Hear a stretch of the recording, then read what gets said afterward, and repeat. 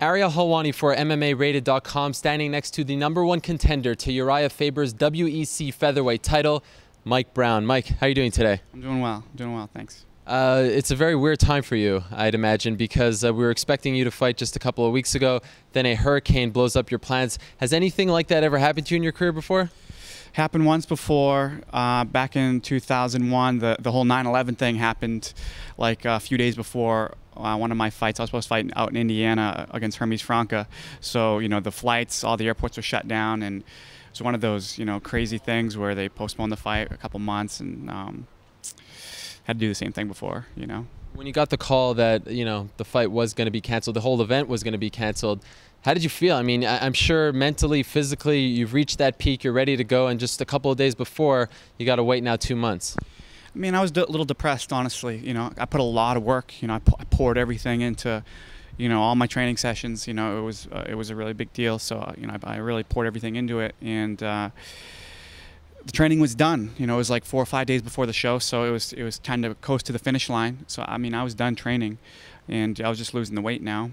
I was bummed, but everything happens for a reason, and I took a week off and then started training light, and then I'm back full swing, and I'll be ready to do it again. Can you take any positives out of this, that maybe you have more time to prepare? Did you have any nagging injuries or something like that, or really is it just a pain in the butt? I mean, it's just, to me, I could have squeezed another fight in. That's the thing. It's 2 months apart, so I mean, actually I could have fought another time this year. What it's turned out, I'm only going to get 2 in this year, and I've had a healthy year, which for me, I've been banged up in the past. I've had a really great year with no injuries and only 2 fights, so I'm a little disappointed in that, but I'm still happy that the fight's on and we're good to go for November 5th. All right, so let's quickly talk about your opponent, Urijah Faber. No one has been able to crack that code just yet. He's coming off of an impressive victory over Jens Pulver, 5 rounds of complete domination. Have you been able to see anything in any of his past fights that you could say, all right, I got this guy, I know how to beat him?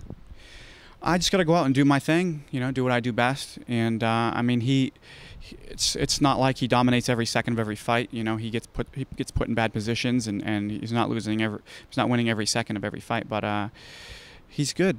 He's one of the best, and I'm ready for the challenge. Hate to put you on the spot like this, but what would you say is his biggest weakness? His biggest weakness is puts himself in bad positions. I would say.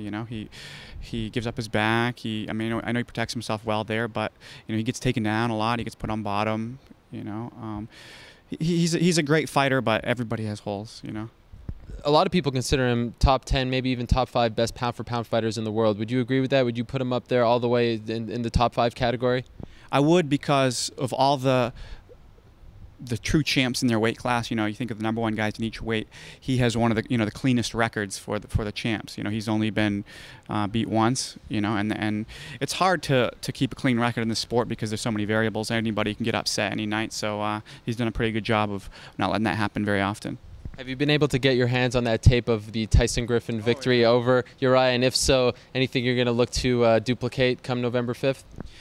I mean, I'm just going to do my thing. That was a fight a few years ago. I mean, he's a much different fighter than when he fought Tyson, as I'm a much different fighter than, if you look at some of my previous losses, I haven't lost in a few years, maybe 3 years or so as well, So, I'm not the same fighter I was 3 years ago, neither is he. So it's a different game.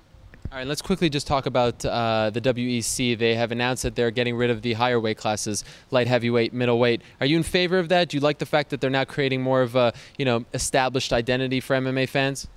Yeah, I mean, I just don't know why they have the overlapping weight classes. If they have the weight class in the UFC and the WEC, if they're not having the champs fight each other, then you're kind of at well, who's the best guy in the world? So I think it's better that they do that they have one weight class in each event and don't overlap them. I think it's better. So you'd like for them to get rid of the welterweights and lightweights as well, or bring the welterweight UFC guys to the WEC, just so they're all. I mean, you want to see the champs versus champs. You want to see Condit versus, St. Pierre or whatever it might be. Who you want to know who the true best in the world is. And you're not going to have that if you're splitting them up and not letting them fight each other. All right, so now we are quickly approaching November 5th. How antsy, how ready are you for what some might say the biggest fight of your career? I'm ready to go, man. I was ready to go 3 weeks ago, and I'm ready to go now. I could fight tomorrow, and I'd like to personally, you know.